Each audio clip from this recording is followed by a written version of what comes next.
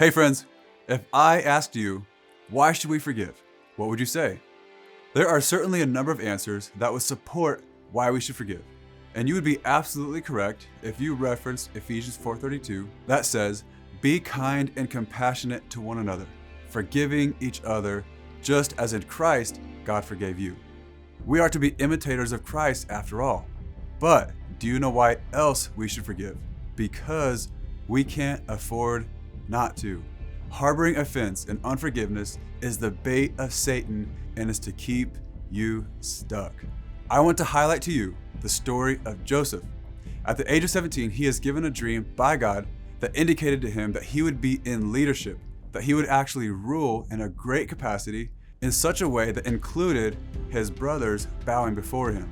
As the story goes on, he is actually sold into slavery by his brothers.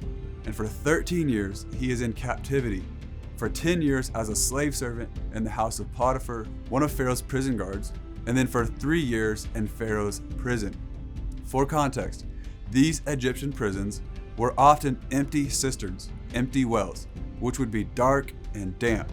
The prisoners were often fed just enough to keep them alive. Regardless of what his exact experience was, we know that it was far from pleasant, and rather it was a miserable and sufferable experience. And in this time where he did not have physical control of his freedom or surroundings, all he did have control over was his mind and his heart. And in that place, what an opportunity where Joseph could have developed an offended, bitter heart, ready for revenge, thinking to himself, if I ever get out of here and my dream comes true, I'm going to kill my brothers. My question to you is this: if Joseph had that heart posture, is it possible that God would have decided to leave Joseph in the prison? Or at least leave him in there until he had a right heart with a posture of forgiveness? Because remember, he and his 11 brothers represented the coming 12 tribes of Israel. If he had a plan in his heart to kill any one of his brothers, he would have wiped out one of the 12 tribes of Israel. If he would have killed his brother Judah, he would have killed the tribe that held the lineage of David and the coming Messiah, Jesus Christ. God has a plan for you, and nobody can divert God's plan for you except for you.